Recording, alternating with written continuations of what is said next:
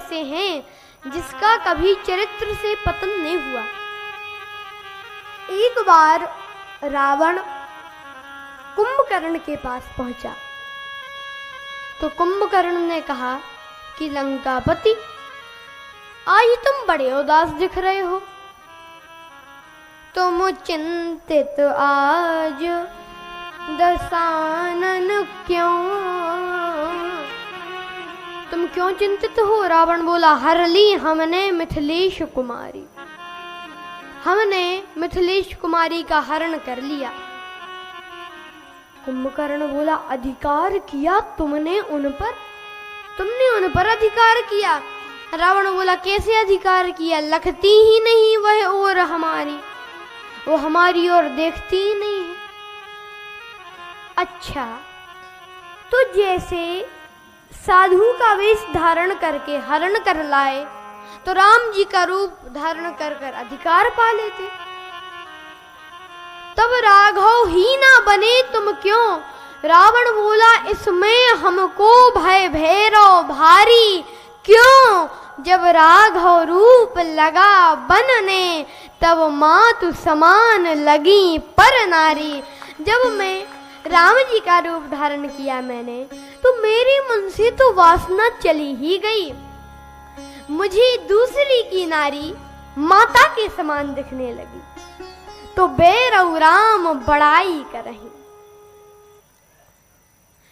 राम जी के शत्रु भी उनकी बड़ाई करते हैं।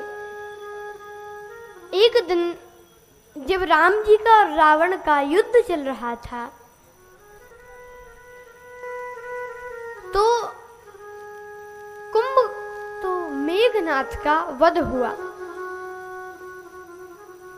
तो मेघनाथ की पत्नी सुलोचना रावण के पास आई और कहा कि पिताश्री, अगर आपकी आज्ञा हो तो मैं अपने पति का शव रामादल से ले आऊं। रावण बोला, अवश्य बेटी जाओ, अवश्य जाओ। अब दरबारी सोचे कि महाराज, सभा में था उस समय रावण, दरबारी सोचे कि महाराज आपकी 10-10 बुद्धियां हैं, एक में भी समझ नहीं है, 20-20 नेत्र हैं, एक से भी दिखाई नहीं देता। कहा क्यों? कहा अभी आपका और उनका युद्ध चल रहा है, आपका और राम जी का, तो ऐसे में आप सुलोचना को भेज रहे हैं, क्या बता वे सुलोचना को बंदी बना ले और कहें कि तुम सीता जी को लौटा दो। राम जी कहें कि तुम सीता जी को लौटाओ तो हम सुलोचना को लौटा देंगे। तो ऐसे में आप सुलोचना को क्यों जाने दे रहे हैं? तो रावण मुस्कुरा कर बोला कि दरबारियों, कितने ना समझ हो। क्यों? राम ऐसा नहीं कर सकते। क्यों नहीं कर सकते? जब आपने उनकी पत्नी का हरण किया है तो वे भी तो सुलोचना को बंदी बना सकते हैं। रावण बोला, इसलिए क्योंकि ये काम रावण का है, ये काम राम का नहीं है।